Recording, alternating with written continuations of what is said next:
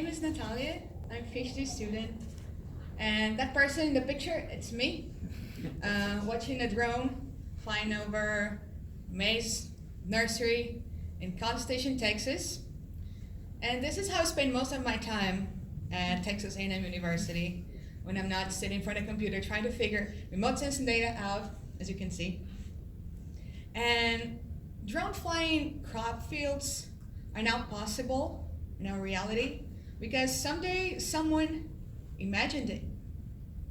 And what is science if not a constant exercise of imagination?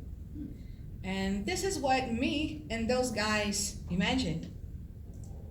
So if you can phenotype your population using remote sensing techniques, and that's what we call high-throughput phenotyping, can we use these measures to identify genotypic variation, since variability is the apple of the eyes of any breeding program? And further on, can spectral-related phenotypes as vegetation indices, they're completely color-based, can they be used to predict or to identify genotypic variation? And we tried to answer these questions for maize, and this is what we found. So we were mostly interested in these three phenotypes, the number one being plant NGRDI. NGRDI is a vegetation index that you can obtain from RGB images. And by plant, we mean that we are not considering the soil. So we're only getting data from leaf surface. We're also interested in canopy cover and plant heights.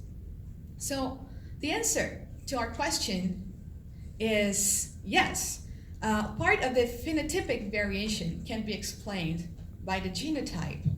And we can also find, we can observe a temporal pattern where the genotypic explained variance increases throughout the season and reaches its peak by flowering time for our vegetation index and also for canopy cover, and it keeps increasing throughout the season for plant height. And if we look at these growth curves of different genotypes, here hybrids, these growth curves are our vegetation index by time.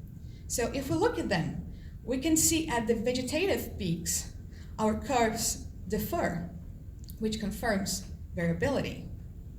But there's also another interesting point, that is the commercial checks, they are the dotted curves.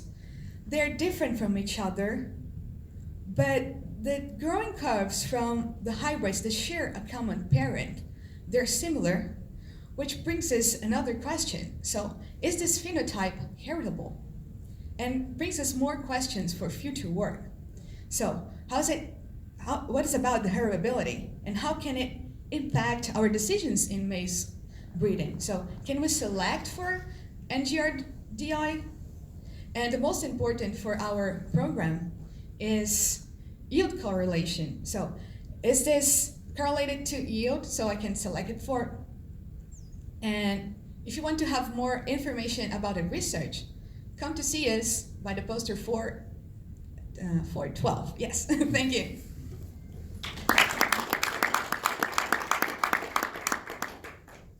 Thanks. A little teaser there to get to our poster. Yeah.